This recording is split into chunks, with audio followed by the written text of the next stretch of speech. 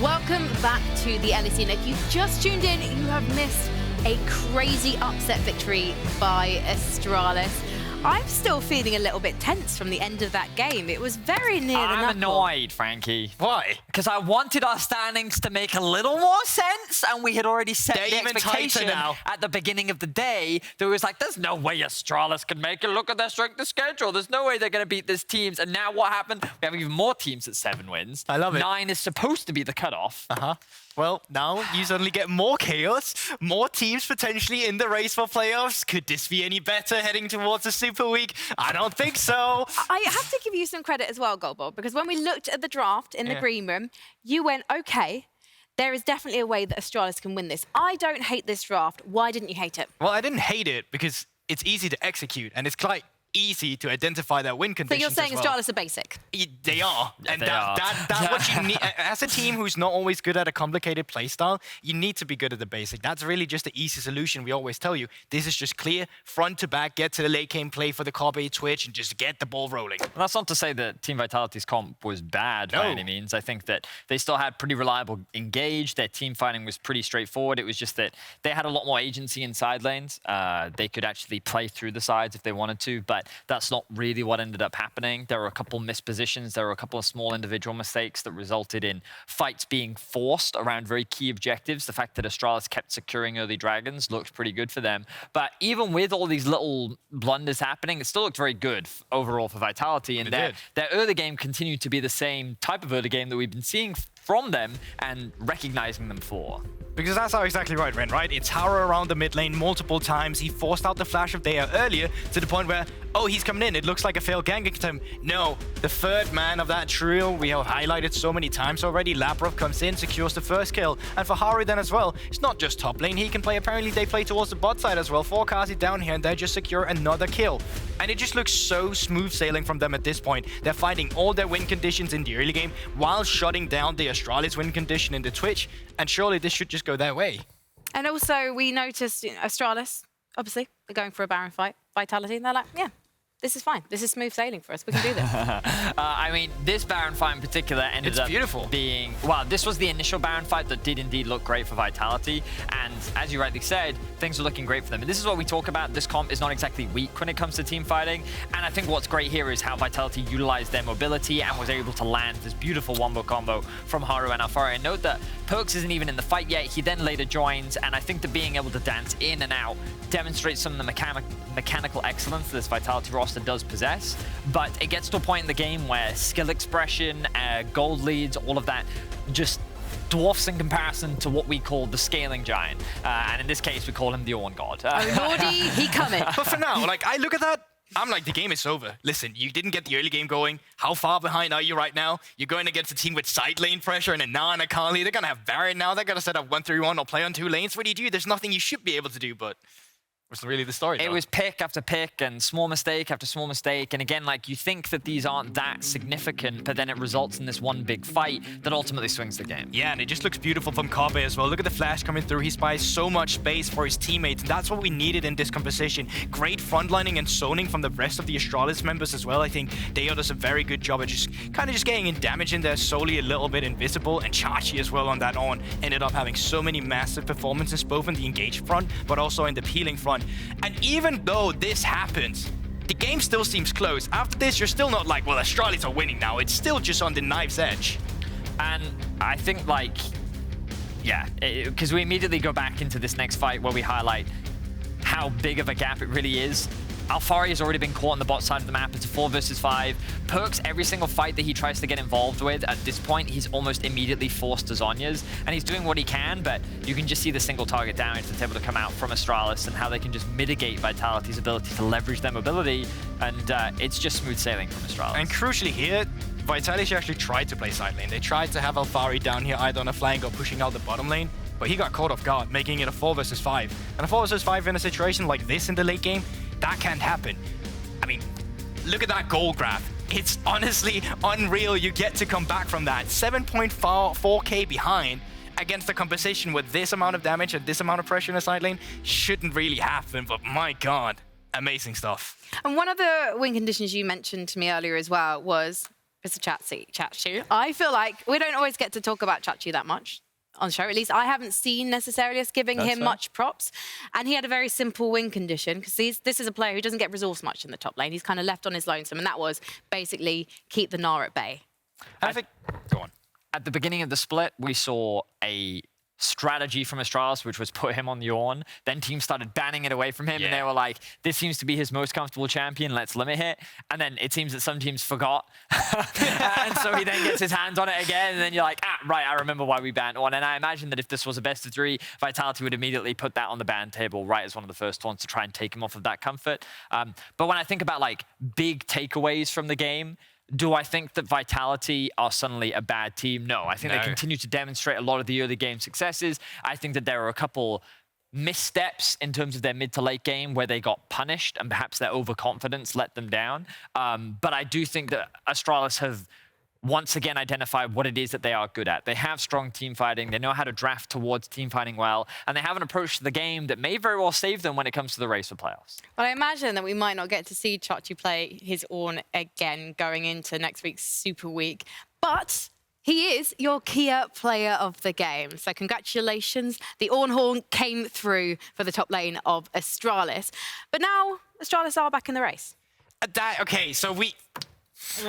They are. Yeah. You've got to... hang on a second. There's someone... I've got 2 shoes. No, I forgot about that. Hang on a second. That's true. Do We you just want need some hot salad dogs. dressing? Yeah, it's true. They sell hot dogs in the stands, that's right? convenient. Now, the good news for you is Astralis haven't qualified to playoffs just yet, and they still have a very difficult schedule ahead of them. But we considered them down and out. We considered them done, dusted. They're not qualifying for playoffs, and the journey is still a long and difficult one for them.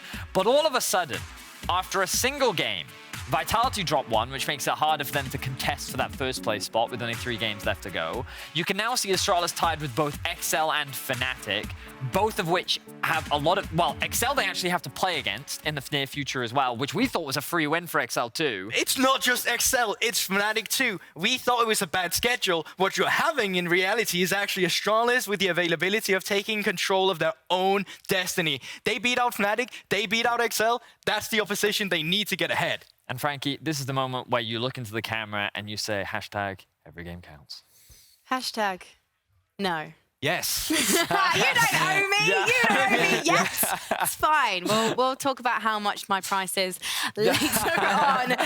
Fnatic XL Mad coming up then for Astralis. I think that they could maybe beat XL. Wow. Damn. Yeah, damn, that's great. I mean, the ban on, I'm not too sure. Yeah, you know what? I shouldn't make any rash judgments yet because I need to see how XL are going to play today. And guess what? I'm in luck. You're in luck because they could be now matching that victory we just saw against BDS right now in the race to playoffs. And we've got Trouble, Inc. and Quickshot to get us into the draft. #every game counts. No! Thank you so much, Every Frankie. game counts. You are 100% correct. XL can, in fact, look to secure a win, and theoretically, they should. This is, of course, the team that has only secured 1 win this summer. But I think what we want to look at is how XL approach the game, whether or not they can tidy up some of those mistakes that we saw yesterday. And I think the reality of the situation is when you're the team that's higher up in the standings, it's how clean you can stay in a game that's chaotic, as BDS really like to make it in the early game and get their aggression through that. Exactly. Just before we jump into picks and bans, I just want to say a very cheeky hello to a member of esports royalty. Chips is in the house from the LFL, half of the dynamic duo, Chips and Noir. It is such a pleasure to have him here. We're actually just talking about the caster desk setup, some of the ways that we work here in the LEC, and I absolutely love that, man. Fabian, it is a pleasure to have you here. Okay, let's turn our attention back The to LFL, you might say, but we do have a bunch of players here that used to play for Kamancorp, mainly Cinkrof and xMatty over in BDS, and the one who faced them in the EU Masters Final sits right opposite them, Markoon for XL.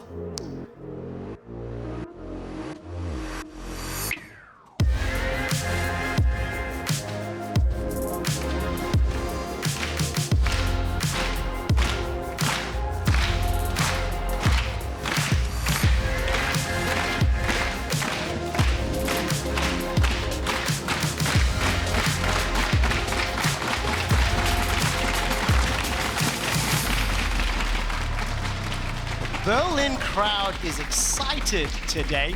We talked a little bit about former Karmine Corps team members. Of course, Karmine Corps got eliminated in the LFL playoffs, will not be able to defend their title at EU Masters. Maybe this is the time for NLC. You know what, Trevor? The only thing that has stopped the NLC from winning is Karmine Corps, but they're not gonna be there. But now let's focus back into the draft, because these members have managed to get through that EU Master stage, through the EROs, into the LEC, and they've been doing pretty well for themselves. Namely Markoon over in XL. And talking about Markoon, I'm looking at this again, proactive early game junglers that can go into his hands. Previously it was the Volibear, now that the Volibear has been nerfed, things like Poppy, Trundle both at the picture. I'm looking at Wukong possibly. And of course, don't forget, Zeri is open. Yuumi was available. Will be the final ban here from XL to complement Gwen and the Trundle. With Poppy removed from the pool, Jarvan has risen in priority this weekend. That Wukong is open and available too. So is Taliyah, by the way. So a number of very highly prioritized picks. And Limit will be getting his hands on Renata first here. That is a little bit of a surprise to me, but maybe it will signal something around xMatty. This is one of the strongest supports down in the bottom. Of course, 12-14 sees her a little bit nerfed when it comes to her defenses, but also her ult attack. But something that we've been seeing a lot rise up to the top is that Sivir. She provides a lot of wave clear. She's really strong scaling into the late game, and she's also extremely safe. Do you get left alone down the bot lane? Has a lot of anti-dive. So many Anivias being hovered right here. Of course, we do have a little pick Anivia in the crowd as well. There you go. I think the players definitely having some fun with the audience members. It's gonna be the monkey instead of the bird. It absolutely will. There's no doubt about that. The Wukong was locked in with that Poppy and Trundle removed. Ornn will be secured now. Guys, Agresivoo. What's happening? Copy Astralis' homework, but don't make it too obvious. I like that, though. I like that. We'll have to find out whether or not BDS will get the time to scale. I think XL have had pretty impressive early games throughout the course of summer, but they've been pretty inconsistent with it in recent matches. And we have two teams right here that in the LEC that play extremely aggressive in the early game and like to dive side lanes. That is Mad Lions and XL. So Nukeduck managing to get his hands onto the Taliyah, get Prime in the mid lane, roam towards the top side of the map. I don't think you're going to be roaming towards that Sivir. And also having red side, you could possibly get a counter pick onto Finn. But seeing as this is the case, you've seen both support and top laners, so R4 and R5 for XL can both be counter picks. And I think with the return to Taliyah for Nukeduck, majority of the wins and the games that XL have played where they've synergized so well, they've coordinated, they've played their macro cleanly is when Nukeduck has been on one of those sort of control mages or something with the ability to pressure side lanes. In recent games, he played the Akali, he played the LeBlanc. Didn't have the impact that we have seen in other matches. So I do like this. Gangplank, LeBlanc, Jarvan will be banned away in phase 2. Very importantly, I'm looking at Sylas again for the side of BDS. You can steal the Taliyah ultimate away. You can get to even roam first if you get a level 6 first, hijack the ult and leave the lane. And XL did not ban this one away. They've already picked their mid laner. So I'm looking to see if NUCLEARINT actually wants to go towards something like this and provide his team, you know, with a bunch of side lane pressure. Gnar is open. We know that he bullies Ornn. This is another great ultimate that Sylas can actually steal away to create an engage. Question is then, what does Cinkrof run in the jungle with that Jarvan removed as well? We'll need to dive down into his champion pool just a little bit. This summer has obviously played a wide variety. Hecarim's in there, Skarn is in there, Viego, Volibear, Zhao. What will he play on 12-14? xMatty, BDS. Taking their time on this last lock-in, it will be a fallback to Zhao. I'd say you had two options, either the Hecarim probably or the Zhao to create a lot of space for your Twitch. And Zhao creates a really nice shield in front of him. NUCLEARINT though is gonna choose to go with that.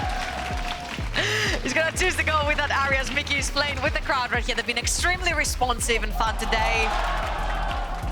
Let's talk a little bit about that, Ahri. Do you think it is a more favorable pick than the Sylas? Does it give NUCLEARINT a couple more options?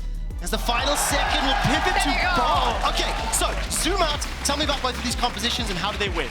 I mean, 4 Team BDS, again, you have copy Astralis' homework, but do not make it too obvious. They choose another fighter in the middle that can engage and disengage fights. Instead of the Salas, now you have the Ahri. You do have a bunch of kill potential after level 6 as well with the champion. And instead of the Trundle, which is banned, they have opted to go with the Zinza, which provides, again, a mid-shield in front of your AD carry. You've got Ornn and Renata to engage, disengage, and a Twitch on the side, on the hands of xMatty to carry the game. Looking towards the other side of the map, in the top lane, you've got Finn on the Gnar, who can bully the Ornn. You've got Nukeduck that can push in that mid lane and roam towards the top side of the map, make it a 2 versus 1.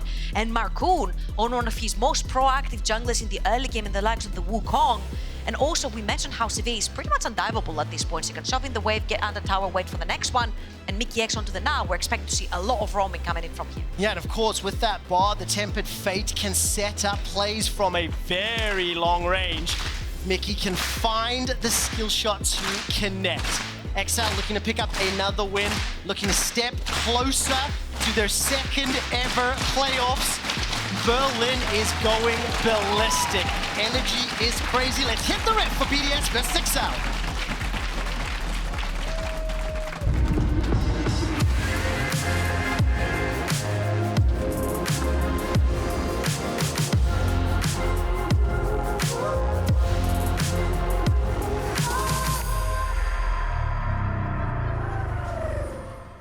Welcome to Summoner's Rift, as now BDS can look to play spoiler.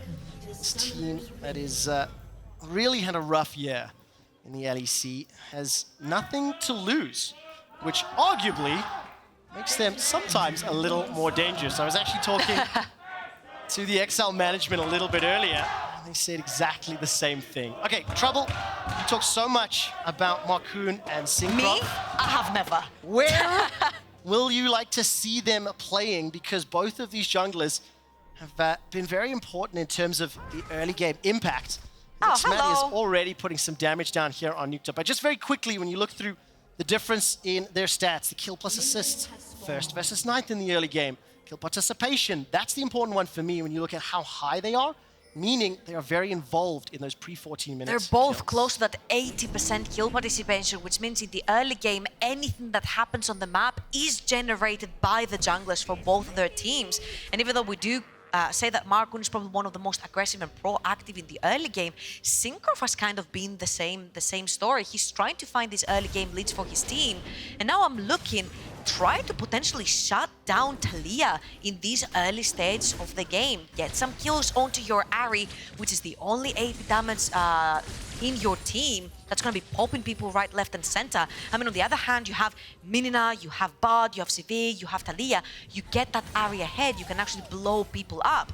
Now, one thing that Taliyah is really good at doing, especially since her Q got reworked, is shoving in these waves really quickly, which means that the second she goes into Fog of War, you need to respect that. Now, if you'll see, Nukeduck shoved in his first wave, moved straight into the jungle, and there've already been 2 wards on the map on the 2 exits and entries of bot side jungle for Cinkrof, which means the second he tries to exit for a gank, they will be seeing him. So I really, really love that breakdown and description.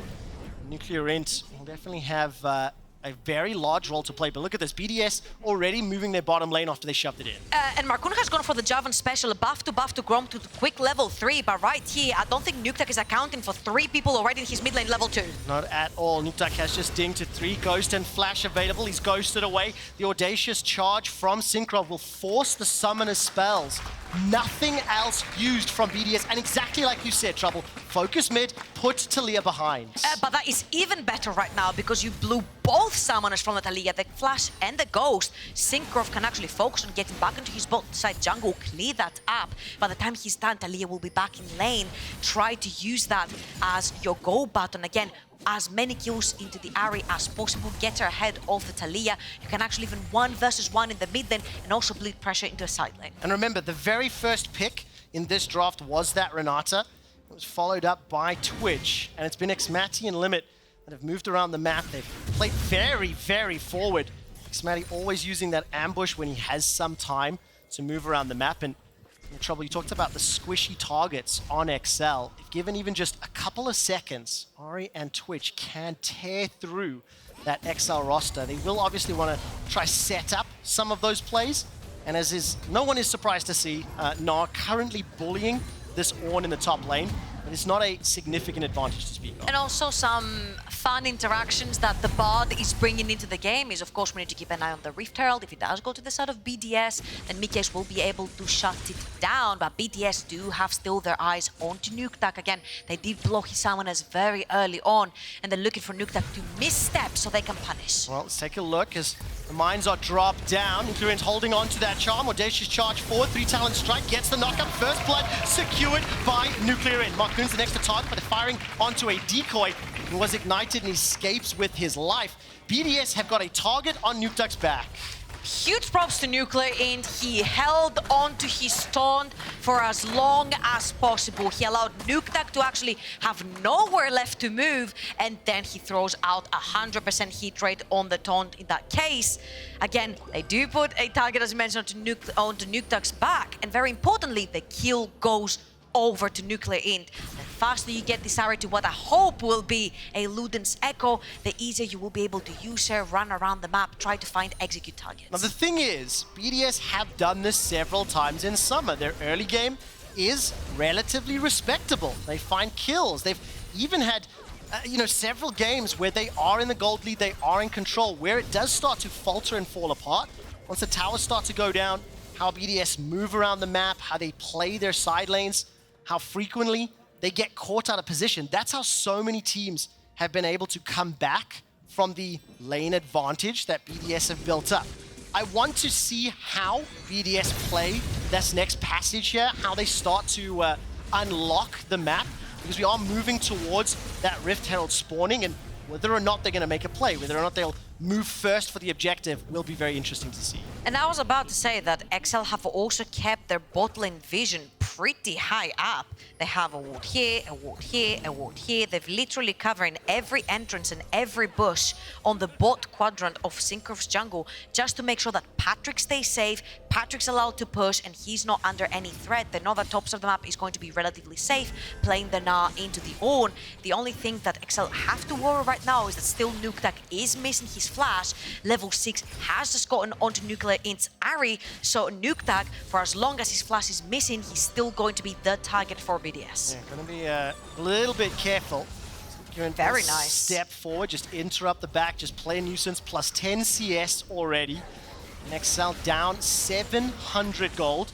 A lot of wards from XL, as you mentioned, put into that bottom quadrant of the jungle. Try to spot xMatty as he leaves the lane, because that ambush timer is not particularly long, so you need to see him moving around before he presses Q. I do like that, and I also like that Cinkrof is now starting to clear that vision out. We can already see Mikyx on the roam. Level 3, by the way.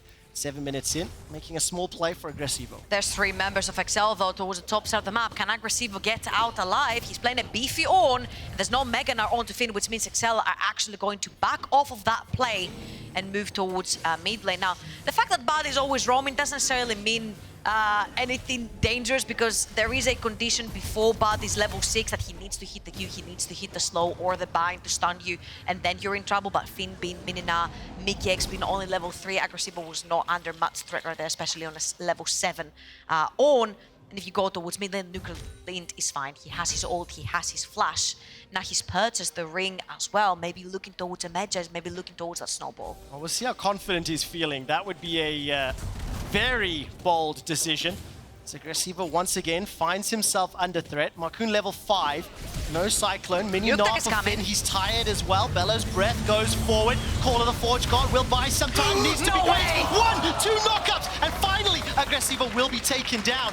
But in a 2v1, picking up the kill is huge. I'd say that was a 1v3 because Nukeduck spent time to go towards the top side of the map, which means you're missing mid lane pressure right now, which allows BDS to take the numbers advantage that they have and go towards that Rift Herald again, all because NUCLEARINT stays in the mid lane, shoves in the mid lane, is able to walk towards the top side of the river. They secure that Rift Herald, and Agresivoo is more than happy on an Ornn to trade 1 versus 1. And while that was going on, BDS were able to secure that Rift Herald as well. Completely uncontested. NUCLEARINT dashes in with the Spirit Rush, got one more charge, picks up the third kill. A 1,500 gold lead. Got his stack on that Cursed Seal. And I think one thing I want to highlight, Trouble, is that XL are on a 3-game losing streak. In comparison to the first round robin, XL's early game in the second round robin has dropped significantly. They only pick up First Blood in a third of their games. First Tower in half of their games. First Herald in half of their games. And this time, they've lost Herald, they've lost First Blood, and they are being pushed around the map. But the thing here is Markoon is trying to dive on top of an Ornn, but Nukeduck is yet not there. Finn is mini now. Markoon is not level 6 to CC the Ornn away, which means that he gets a free ultimate and a double knockup. If Finn was a little closer, if Nukeduck wasn't there just in time, he could have gotten double kill right there for the Ornn. It would have been complete disaster. But again, the fact that NUCLEARINT is able to push that mid lane and roam straight after means that he gets 2 stacks on his Dark Seal, he gets yet another kill, and he gets ever closer to that Luden's Echo, and everyone from XL right now is extremely squishy. It really is, and that whiff on the Gnar ends up being punished. 2 kills for NUCLEARINT. The Dragon was secured by XL, so that is at least one of those neutrals. And that Rift Herald already been dropped, already pushing the plates in the middle lane. XL now have to stem the bleeding, slow things down a little. Don't let the game run away from you. And what's great is that BDS recognized that there's a bot on the other hand side. Mikyx was gonna be roaming them up when he's level 6, but they popped down the Rift Herald before Mikyx gets that level 6, before he can disable a tower and render Shelly pretty much useless in the early game. So NUCLEARINT manages to get that extra influx of gold from the Rift Herald. He's back in base. He's actually going to go towards that Everfrost, making sure he pins down the targets, which makes him also a little bit tankier into the early game, having that extra HP into his kit. And right now, remember how we said Taliyah is very dangerous. The second she goes into Fog of War, you need to respect. At this point, you need to respect NUCLEARINT going into Fog of War, because he's going to be popping whoever he sees on site. And I think NUCLEARINT has had more frequent sort of moves to the side lane where it's been beneficial. He's also been the recipient of a couple of ganks to allow him to build up this advantage. And while Nukeduck was a moment ago just stepping towards that top lane, no real target to speak of. The wave was pushed pretty deep. Down in the bottom lane, by the way, both duos now once again facing off toe-to-toe. I do think it is important to remember that the wave clear from XL is pretty good, pretty strong with that Taliyah Sivir combo. So they should be able to stall things out. You can see it's now only 1,000 gold difference between the teams thanks to those small advantages in mid and bot. But to be fair, if you're xMatty and you're sitting on the Twitch and all you want to do is farm towards that late game, you're very happy that the heat is towards the other side of the map. And not only have BDS been able to absorb the pressure with Agresivoo, getting 3 members top and actually killing one of them, but NUCLEARINT has managed to kill his opponents twice with the help of Cinkrof and Limit in the early game. So xMatty is a very happy rat down the bot lane, farming his way up to the Blade of the Ruined King. Now, do XL feel this pressure? Is BDS in their heads? On that 3-game losing streak, in a position where BDS have only secured 1 win. And for BDS, this is the area of the game where they have faltered several times this summer. They're already pushing into the river. 4 members of BDS are nearby, and they're not going to overextend. They're not pushing into the jungle just yet. And tell you what, the truth of the matter is, if you are XL, you're not looking to just beat BDS, you're looking to stomp BDS. You're looking for a very clean game, and that early game has been anything but clean, especially towards that top side of the map. A little bit of miscoordination, all the roaming, the timers, the ganks and all that. And honestly, BDS are doing a fantastic time. As you can see, xMatty just purchased his Blade of the Ruined King. Everfrost also completed for NUCLEARINT. Now you can use that window where Nukeduck is not going to have his Mythic. The Ahri is so much stronger. Take her towards that side lane, start punishing someone like a Mini now, for example, or the Bard. Yeah, and of course, I do think it is important to recognize that despite the fact BDS have been more active on the map and generated that lead, it is not gigantic, right? Itemization-wise, small advantage for BDS right now, but I think that XL may have enough time to potentially buy just before this Dragon, which is spawning in a minute. A lot of damage from that Bard slap onto Limit. And Patrik has got that Kraken Slayer, so he is activated for a potential fight. Neither team making an early move for the Dragon, but this is a pretty sort of slow laning phase. Both teams just committing to farming. They have made a few ganks around the map, but I think we're going to be setting up for some late game objective team fights. Yeah, and a lot of the times, especially in 12.14, that the singular dragons have been buffed. You want that extra health regen coming in from that Ocean Dragon, especially since you're in lane. xMatty is going to take the 1 versus 2. He's going to take the exhaust even. And that is a really nice trade right there for the BDS AD carry right before that Ocean Dragon comes up, not having the exhaust right there to exhaust NUCLEARINT when he dives in. That's a level 11 Ahri, 2 points onto the ultimate. She's going to be dealing a bunch of damage to whoever she catches. Of course, Patrik and Mikyx backing away.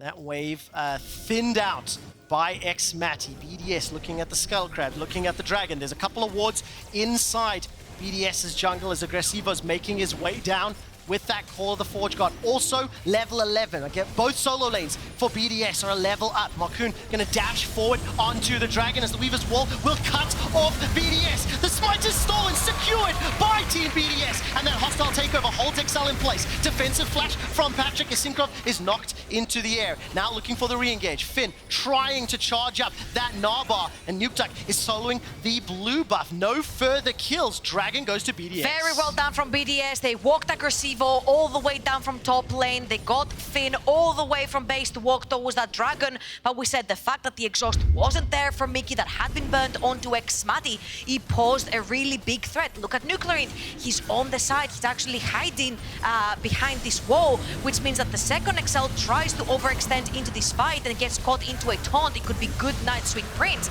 You'll see he hits a taunt here onto Markoon, takes 70% of his HP down. Really nice stuff from Cinkrof as well, right there to win the 50-50. And here's where you walk it off, boys. You got what you came in for, you got the objectives, they start going back, which is something that we criticized previously BDS for. They just never stop pressing that gas pedal. Right here, they took objective, left, next objective on the map. And of course that Rift held right now, not enough of a threat from XL to start the fight. I do want to commend that Weaver's Wall. The concept from XL was good. Split up BDS. Do they focus the Dragon? Do they start the fight? Ultimately losing in that Smite moment. Now BDS, they set their sights on this middle lane tower once again. The Rift Herald, do they drop it instantly or not? We're about to find out. They may not need to. So you can't drop the Rift Herald if Mikyx is there onto the bar, because he's going to ult the tower and the Rift Herald is pretty much going to go to waste.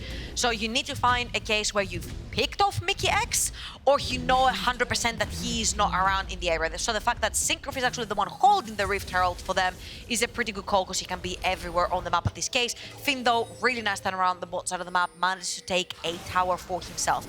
Now, what's very important is that we've mentioned how important that mid lane tier 1 is, because it really deprives a team of a bunch of vision in that mid side of the map, which then allows your opponent to get into this river.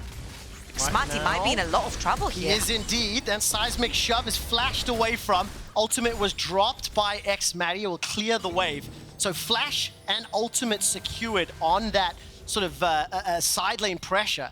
This game still is incredibly close.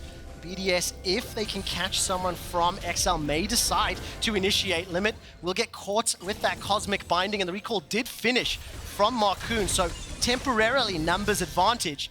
Mikyx will take some damage. Handshake pulls him backwards. Cinkrof immediately exhaust under the tower. Looking at the minimap, Markoon is making his way with Nukeduck in tow. Tower is now being chunked down low. Cosmic Binding is going to throw out and lock up at least 2. Hostile takeover will delay just long enough for the re-engage to be thwarted. So well played by Limit right there. He was standing right behind xMatty, which would have landed a bind and a stun from Mikyx, and he moves last second. So all that happens to xMatty is he gets slowed. Now, of course, what BDS were trying here is to get a pick onto Mikyx, get rid of the bard, use the Rift Herald to maybe get 2 towers instead of 1. It didn't end up working out for them, but they got a bunch of very crucial summoners, especially that exhaust onto Mikyx. Again, it frees up NUCLEARINT's fights later on. I mean, it's going to be such an impactful summoner spell for when those fights play out. And when you take a look at the standings, 7-7 for XL right now. Astralis 7-8. The middle of the pack, the fight for those 5th and 6th seeds is going to be very tense. And this was not the game that I was expecting. I think a lot of credit here to BDS, how they've moved around the map. Mikyx. And XL, they have to find a way to prevent BDS pulling further ahead. Now, I do want to ask, when you look at these two team comps and we're going to the stage where there's going to be 5v5s with 2, 3, 4 items, do you prefer one particular team comp? I mean, I'd say that a team that usually has a bard, he's a very niche champion. He's not necessarily a front-to-back champion. You need to make picks. You have Taliyah, you want to make picks. I feel like the front-to-back for BDS is just so much more textbook. You pop the Ornn, you pop the Sinza ult, you pop the Renata ult, and you allow that Twitch to actually get that damage down. And then you have the, what I want to call it, the cherry on top, which is NUCLEARINT on an assassin that can find a flank, can find a taunt, and delete somebody from the front line. So I think then just like if they hit match 5-5, the execution a little easier for BDS. Cinkrof needs to blow everything to escape, but he does. That's a two-man stun though from Mikyx. The Ornn is blown, and XL, they've lost one after securing a kill. Markoon's the next target as Agresivoo, xMatty, and NUCLEARINT go forward. The decoy's taken out, and NUCLEARINT's looking for another charge. Agresivoo not going to find the knockup, but it simply is not needed. He got the reset. They will find the reset, and Finn will be able to gnaw out in a moment. Caught by the charm! NUCLEARINT takes down Finn. 4 kills to BDS. NUCLEARINT was the win condition in the early game for BDS. He was the guy who could shut down Nukeduck, stop his aggression together with Cinkrof. They added a huge target on Nukeduck's back, and ever since NUCLEARINT got his first kill in the early game, he has not let go of the gas pedal. And let's look at this again. Cinkrof feels very safe because his bot lane is around, his mid lane is around, but there's 4 members of XL. But that Zhao is so tanky. The fact that he gets that ultimate, throws people away, means that no damage is gonna come through, dodges the Bard ult as well. Look at Agresivoo, he's there to hit 3 members with that knock-up, and the NUCLEARINT comes from the flank. He gets 1 reset, he gets another reset, and then they ended up killing Markoon, which to them it means a pretty free dragon with no smite from your opponents. I think that teamfight is a pretty good example of both team compositions, how they can be played. On the XL side, finding those picks, looking for single kills, you know, kind of isolating targets with the Bard, with the Taliyah, those options are great. But the moment BDS can group up and use all of their abilities in sync, ideally front to back, it becomes so difficult to overcome. NUCLEARINT and xMatty were really under no pressure at all. 4-0-1 on NUCLEARINT. He's got 7 stacks on that Dark Seal. I wonder if he's going to be bold enough to go the Medjay's route.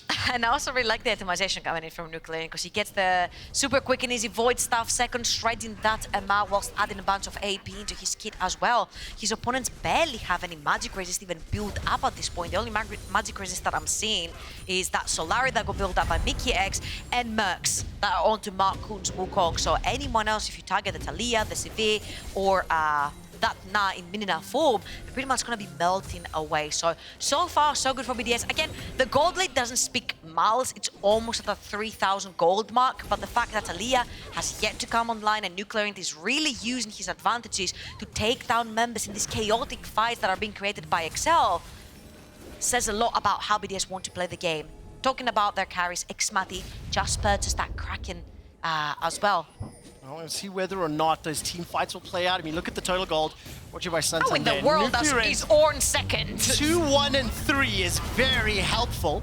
As once again, the Ornn will at least force the flash out of Finn with 3 minutes until that next dragon. Again, the thing that I like, the thing that I want to highlight is BDS are pushing forward.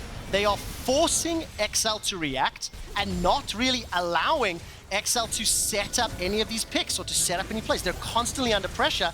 And once again, now they're even challenging the vision. At this point, NUCLEARINT is your cannon. And you take him and you move him around the map and try to take control of that map. Finn right there had to actually respect the fact that if his knockup landed, NUCLEARINT could have gone in 100% to zero him before he turns even Mega Gnar.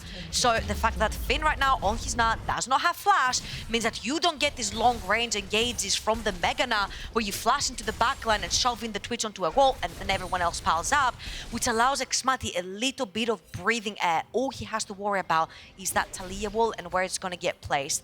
He doesn't have to worry about that Mega Gnar flash. No, he doesn't right now. And at 23 minutes in, BDS maintain control of the game just before this next team fight. If you are on Discord, I want to know, Do you think BDS will win this game? I keep saying Astralis in my head. Do you think BDS will win this game? Discord.lec.gg. Looking for their second win of summer, looking to be heartbreakers for XL as BDS start the fight. Mikyx is going low, holding on to that tempered fate and not going to throw it just yet. That's already a kill onto NUCLEARINT as BDS now need to back away. The instantaneous caster curse once more in effect. Finn, no flash. But can he find the Gnar? Mikyx still has that tempered fate. He has his ultimate. xMatty needs to be really fast with his flash trigger right there because Mikyx might just try it. Limit is going to be the target. He's caught in the tempered fate, and Agresivoo not going to be filing the CC. Stopwatch will buy enough time for Limit to escape, and xMatty gets exhausted by Nukeduck. Now Agresivoo stepping forward. 4 members of XL turning their attention to xMatty. They won't find more. Only 1 kill.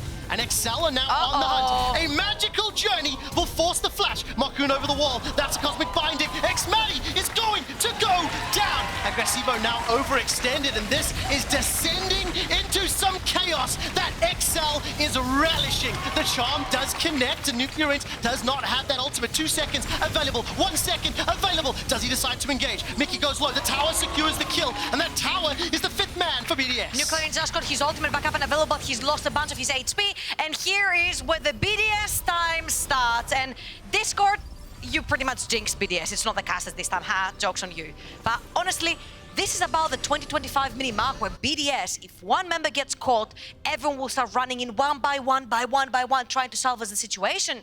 And there's a lot of the communication mistakes that we have seen through their gameplay. You see that xMatty walks away from the wrong side, not towards his teammates, and then Agresivoo tries to save him. Cinkrof runs in, and it's a chain of events that gets BDS further behind by giving away shutdowns like NUCLEARINT did in the top lane. If there is one thing to sort of mention as well, XL kind of opted into that too. They were chasing one another, really hunting for those kills. This is the 4th dragon of the game, 2 secured by BDS, and we set up for the 5v5. Nukeduck's Weaver's Wall will be available in 1 second, and he has used it multiple times to separate BDS. The Ornn Horn is available too. Who pulls the trigger first? Usually what you want to do is let the dragon get low and then separate the jungler from his team. So right now they're playing the dance with the dragon. The second the dragon goes low, you'll see Nukeduck will pull the trigger to separate BDS from Cinkrof. And don't forget the tempered fate. Mikyx can absolutely thwart any engage from BDS. Dragon down to 5,000. There we go. Stacking up the Mega Gnar. The Weaver's Wall cuts off BDS. It stays alive long enough to interrupt this dragon. Markoon is Cinkrof inside the pit. Who secures the dragon? The knocker onto Markoon. The reply from the Cyclone. 3rd dragon number 3 goes the way of BDS, and Cinkrof cannot complete the kill. But outside the pit, NUCLEARINT takes down Finn. The charm onto Mikyx. Now they're not done just yet. Stepping forward.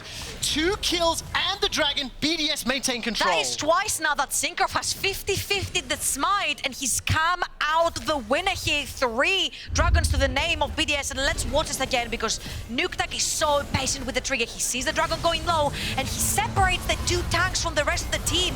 But now look at Mikyx, because the second this fight goes down, he gets a fantastic ultimate on all 2 of the carries from the side of BDS. So whilst the tanks are tanking and winning time for BDS right here, there is no damage going down because the 2 hyper carries from their team are being stunned by Mikyx's ultimate, but it doesn't matter because NUCLEARINT is so far ahead that anyone who overextends his way is going to get instantly punished if he does hit a taunt, and he hit 2 very crucial ones. So BDS are going to run away with Soul Point, and NUCLEARINT is going to claim another one to his name. Unbelievable right now. BDS maintaining control on a knife's edge. Those ornaments are coming through as well.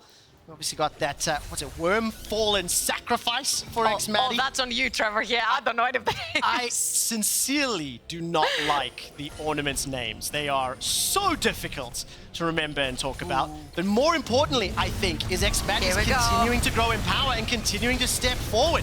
BDS pull the trigger, the Ornn Horn is fired, xMatty is running low, but he's taken out. The re-engage from XL drops him where he stands at the cost of Mikyx's life. Markoon almost gets blown up, but not just yet. The audacious charge, the engage from NUCLEARINT is not finished. He dashes forward with the spirit, looking for Nukeduck. The charm goes wide. Nukeduck buys some time with that stopwatch, and it is just a matter of time. A triple kill for NUCLEARINT.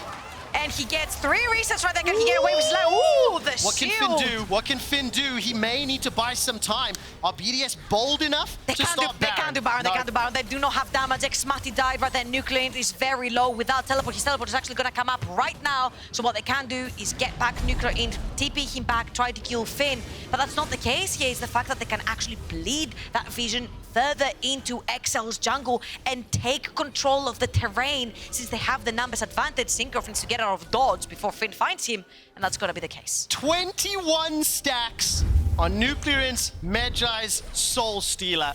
And 3 of these kills helping that honestly, out. so well played. Their targets in Mikyx right here, who's been causing havoc in the backline. NUCLEARINT gets his first reset.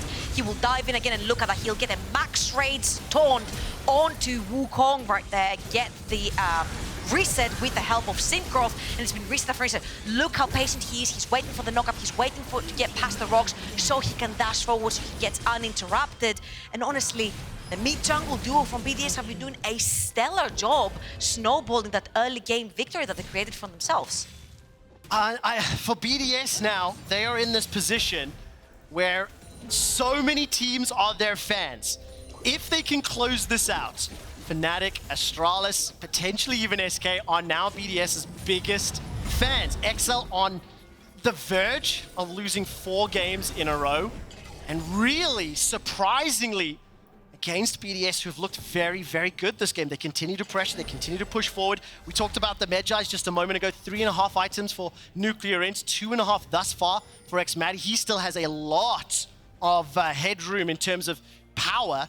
Despite the fact Patrick's already got 3 completed, he hasn't been able to, stand and just deliver those autos for a team fight. And we said, who has the easier comp to execute? It's obviously BDS. They have the 2 tanks that can actually face check if they lose vision. They can have Ornn, they can have Zhao walk into completely blind territory and even trade their HP bars for some vision.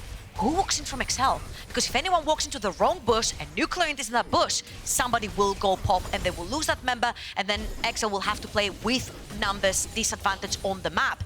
This is what BDS are doing. They're choking XL down in vision, forcing them to make a mistake, forcing them to possibly face check them. And of course, BDS, they were taunting, threatening. The Baron didn't start it. We're waiting in the bushes for XL to step into the darkness. 30 seconds until the next dragon spawns. This is for Soul. And for XL, no TP on Finn, but the team is grouped up. And they are setting up for another fight. A quick check on Summon Spell cooldown here. Yes, you're mid-wave. 18 seconds for NUCLEARINT's flash. And XL now backing away. A little bit, let's say, non-traditional when it comes to setting up your lanes for these objectives. Yeah, but look at this one.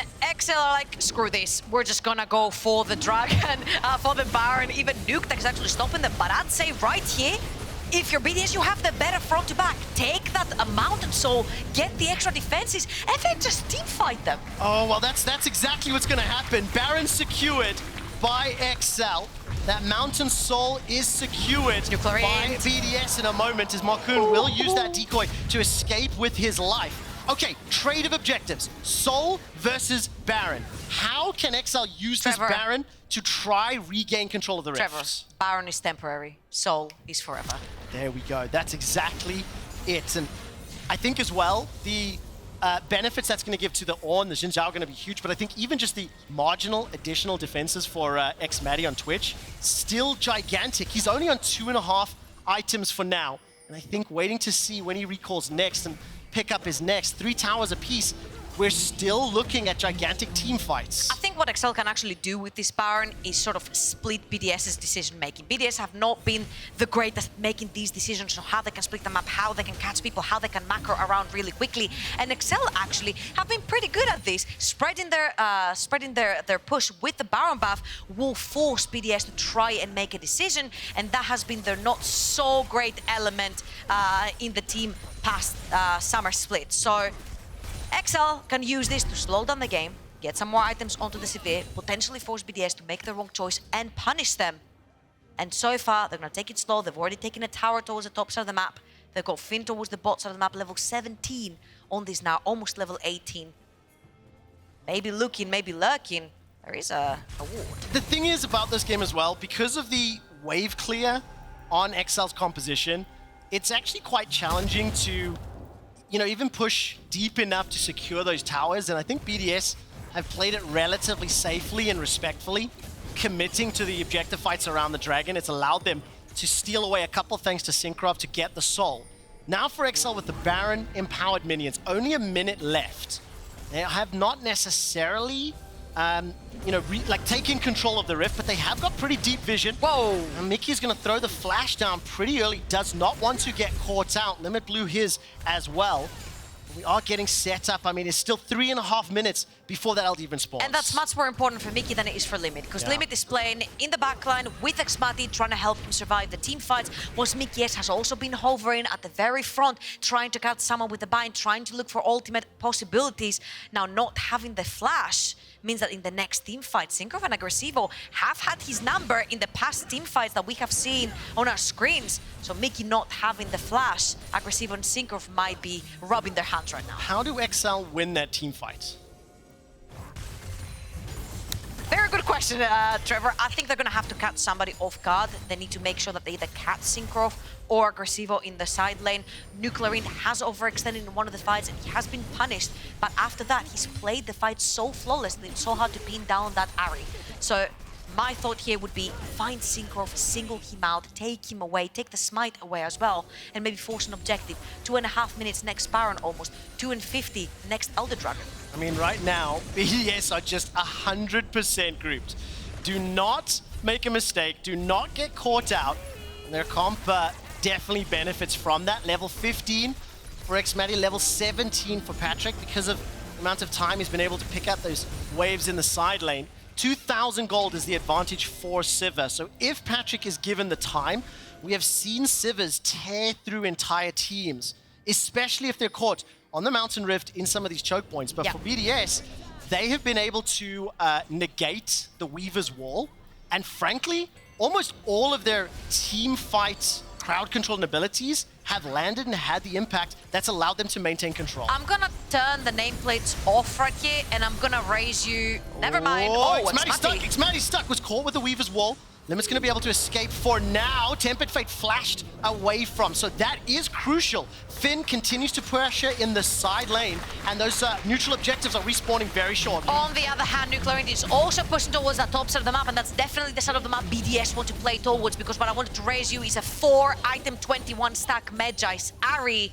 And the tankiest member in the team right now is level 14 Wukong, who doesn't really have Matemati, his name. He just has his mercs. The second he gets hit by level 18, Ahri taunt, he's most likely gonna go pop. Oh man, that of course means NUCLEARINT has to be in the right position, has to land that charm. He's done so. 9-1-3. We have not had a skirmish or engage since that Soul and Baron trade. And I still think that BDS are, obviously favored to take this game, to win it. They have to play this team fight perfectly.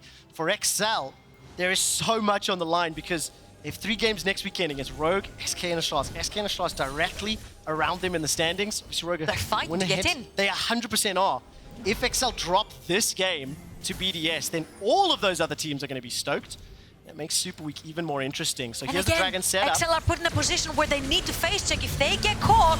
Well, it looks like they just might. xMatty's coming in from behind looking for Nukeduck. Is spraying and praying down. Finn needs to charge up that Nava as Mikyx is now distracting Limit. Nukeduck is dropped where he stands. Agresivoo doesn't find the knockup, but Markoon does. Cyclone is spinning and trying to win, but xMatty is tearing XL asunder. 4 kills already on the board, and Finn running for his life. BDS may be able to just push into the base with his death timings. Astralis, thank you for lending the homework over to BDS because the front to back with Ornn, another front line, Renata and Twitch is just working wonders. All you have to do is just keep xMatty in the backline, engage with the Ornn, and NUCLEARINT on this Ahri has been spot on with his taunts and the targets that he's been choosing. And remember, this is Baron on the map and Elder Dragon. They can literally take the Baron down real quickly, go to Elder Dragon. There's 2 buffs that you can siege with and force team fights. Oh, the flank from xMatty dismantles XL.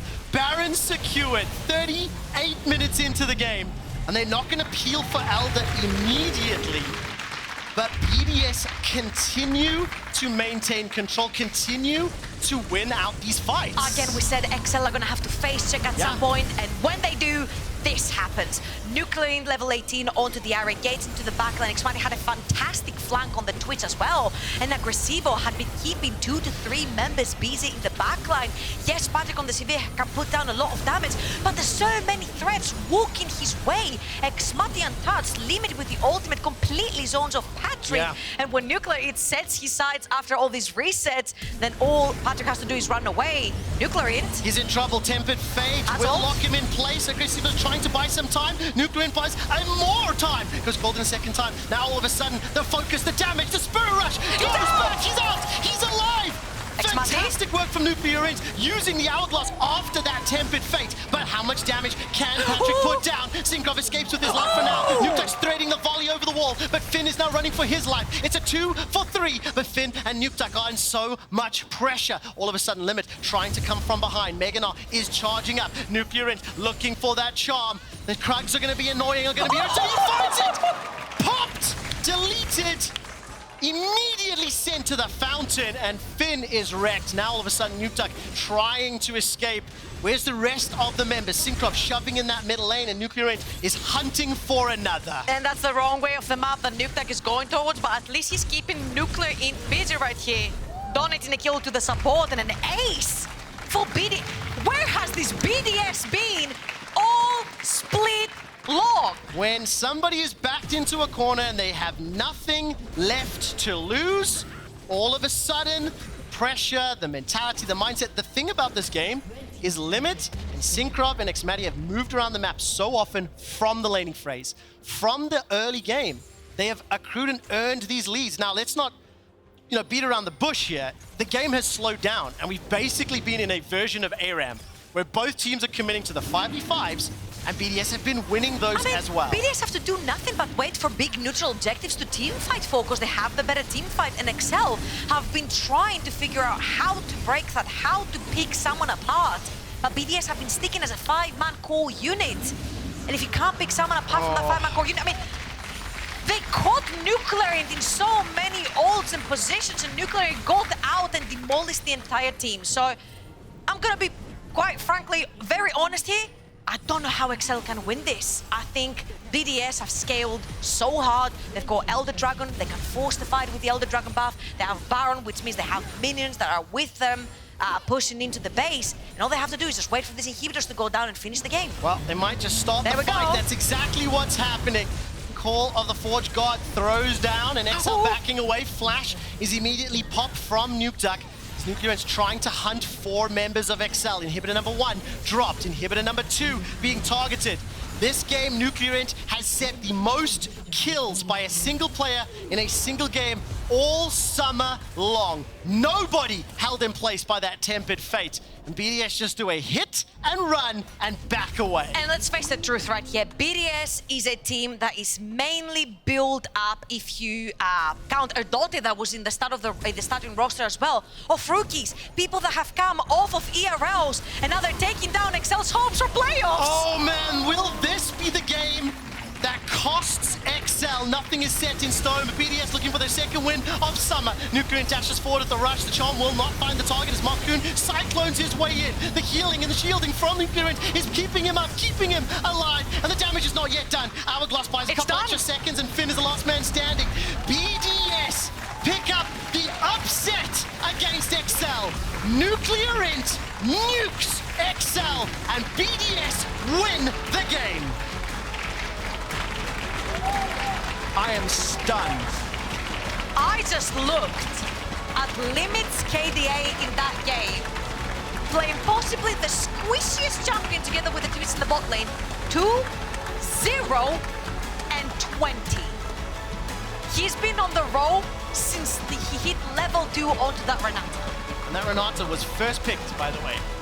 First picked, and it delivers. What does this mean for XL and playoffs? I mean, right now, XL, 4 games in a row. They've now lost, concede the second defeat to BDS, who truly earned that win. They played the comp well. It was slow. Both teams committed to those 5v5s.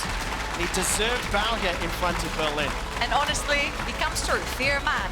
with nothing to lose. They're mathematically out of playoffs, and they played the hearts out. They were very slow with the macro, methodical. They knew what the early game win con was, and they managed to snowball it away. I think NUCLEARINT put out one of the best performances we've seen in the LEC out of mid laners, along with some Akali plays we've seen here and there in this split, but yeah. It's the ramifications for the rest of the teams, though, because now, two sort of surprising results coming in, with Vitality dropping just a moment ago, with XL dropping now. That middle of the table pack, that battle for 4th, 5th, 6th for playoffs just gets even more interesting. We still have 3 games today. We have 15 next weekend. I have no idea who's going to make playoffs. Key Player of the Game nominees at LEC on Twitter: NUCLEARINT, xMatty, and Limit. That's another difficult one, though. It is. It's super, again, it was a team win. They moved well together. They allocated the resources well. And it's just... I'm just surprised that there was no throw, because this is what we've been super critical of BDS. You win your early games, you earn your early games, but then your decision-making lacks a little bit in the mid-game. NUCLEARINT, Cinkrof, Limit played these fights fantastically well. And I think as well, from XL's perspective, there's a couple of games in a row now where as they start to fall behind, they don't have the right answers. They don't manage to find necessary ways to get back into that game. And I think, a lot of those over-chasing got punished by BDS. XL just simply were not able to get a foothold or to get a grasp of what BDS were doing. Yeah, and once it's late game and you have the better team fighting team, just BDS kept just continuously shoving in that into XL's face. We have the better front to back, and we're going to win any team fight you throw away. I don't think I've ever seen a season with more surprises and upsets than this summer. That does it from the two of us on the cast desk. Just before we do head to the interview, I want to give a quick shout out to Evo, to all the casters, the staff, everybody working, everybody competing, and a specific shout out to Apology Man. I hope you win it all. I think interview's ready. I'm going to wait for producers. Well, what? Yes, we're ready. Okay, heading over to Laure now. Thank you, Quickshot. And Agresivoo, thank you so much for joining me after this victory. It's been a while since we had a chat, obviously. Let's talk about the game in general. And by that, I mean the mood before playing this game. What did you feel would be different today, beating XL? How do you explain these results? Well, basically, I don't really feel like something was different, but our mood is overall pretty good for the results that we have. But we are still in the mental that we kind of can just make for other teams some difficulties at least, you know. So even if we cannot make playoffs, then at least we can make it some fun for us and for the viewers. Yeah, it's a new goal, and also shine as a team, shine individually for the rest of the season. I have to ask though, and I'm sorry about that, but how do you reflect on this season? What went wrong? I know you guys were working hard on fixing everything, trying many different ways, but what didn't work? Well, honestly, I'm not really sure. I think we just messed up at a lot of things overall. For me, it's like still the experience that I need to learn something. Sometimes you just lose, you have to accept that. I guess someone had to be last. It's obviously blows that it had to be us, you know, but overall I feel like we didn't really have much practice before, because we went to Korea, so we had to scream in a lot of variants of the teams that we were practicing. So a lot of teams had already some synergies from the spring split as well. But I don't really blame this. I think we're just not the best, you know. Well, regardless of the results, honestly, I'm also super impressed that you are in the LEC, and I'm not worried for the players within BDS for next year and for the future, but I want to talk about you as one of the least experienced players in the team. What did you learn the most, personally, I would say? So personally, I think I learned the most on the individual level, playing versus the top laners on the lane. I think I learned there the most. Maybe it's not that shown yet, that I'm not winning a lot of lanes, but I think it's still experience. Also, I don't know, I just really feel like I'm meant to be here, even though the results don't show this, but I really like to be in studio, in LEC as well. I like the crowd, so thank you guys, even though we're 2-14 right now. Give it up for Agresivoo, guys, please. It was a pleasure, and I hope I can sit here at least one more time in this split, so yeah, thank you. Of course. Now, you were telling me that the mood is actually quite high, and that you guys are not as down as we could imagine. What is the focus for the next game? You mentioned maybe being a problem for some teams in the LEC, the ones who want to qualify for playoffs, XL being the first one, I mean, taking them down today. But personally for you, and as a team for the next games? What is the focus?